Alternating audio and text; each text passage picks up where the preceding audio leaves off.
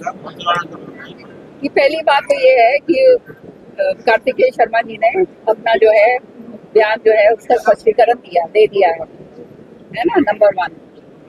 पर उसको छोड़ते हुए पीछे फिर भी 2004 में मेरे को राज्यसभा का कैंडिडेट बनाया गया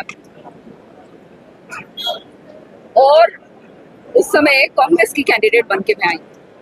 कांग्रेस और हविपा की ज्वाइंट कैंडिडेट थी मैं। उसका जो घटनाक्रम हुआ, किस तरह से 6 एमएलए को डिस्क्वालीफाई करा गया, उनको प्रेस के सामने ये बुलवा दिया गया कि ये जो है हम तो कांग्रेस कैंडिडेट को वोट देंगे।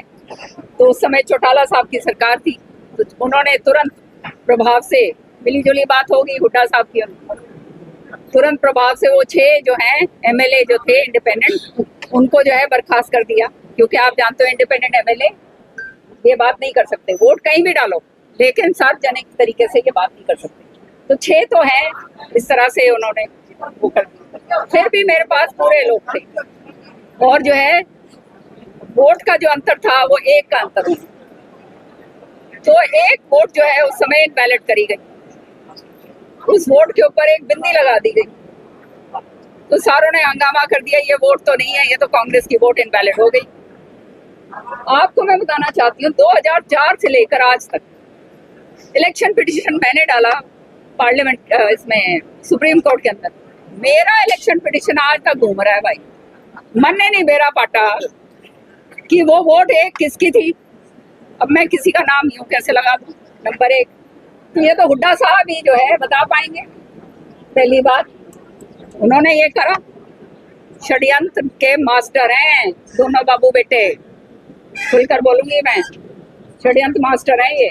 फिर आया भाई 2016 के अंदर कितनी वोट जो है शाही कांड के बलि चढ़ी, किस किसने दी हमें तो आज तक नहीं पता भाई। हाँ, तो ये भी जो है क्योंकि ये गोपनीय होती है, और अगर कोई कहता है कि भाई ये किसी ने डाला है तो वो प्रूफ ला के दे। ये सारी की सारी चीजें कांग्रेस को खत्म करने के लिए, नष्ट करने के लिए, साजिश रचने के लिए इन्होंने करी, और यही काम इस वाली उसके अंदर हुआ। मैं जो थी इनके, वो कहते हैं ना, मैं आंखों में इनके बाती को नहीं भाई, क्योंकि मैं तो खुल के बोलती हूँ, सारी बातें स्पष्ट बातें मैं करती हूँ। तो भाई इस किरण चौधरी ने क्यों कर मारा जाए, तो इसका धन्यवाद भी करूंगी मैं, क्योंकि अगर इसने ये काम नहीं करा होता तो भाई फिर मैं बीजेपी में क्यों कराती। समझ रहे हो ना, मैंने भी सोचा, मैंने कहा ये तो पीछे ही बढ़ गया भाई हर तरीके से। समझ रहे हो ना, तो ये बात कहनी कि भाई किसने डाली है ये कोई उंगली लगा नहीं सकता। मैंने तो अपने आप भुक्तभोगी हूँ एक वोट की। समझ रहे हो, मुझे नहीं आज तक पता चला, कैसे बोल सकते हैं ये। और अगर ये बोल रहे हैं तो इन्होंने कोई जबरदस्त साजिश करी। समझ रहे हो, दीपेंद्र हुड्डा जी ने ट्वीट करा, ऊपर वो डालकर कार्तिकेय शर्मा का स्पष्टीकरण से पहले देकर उसने ट्वीट करा, सत्यमेव जयते। अरे भाई शर्म करो, डूब मरो।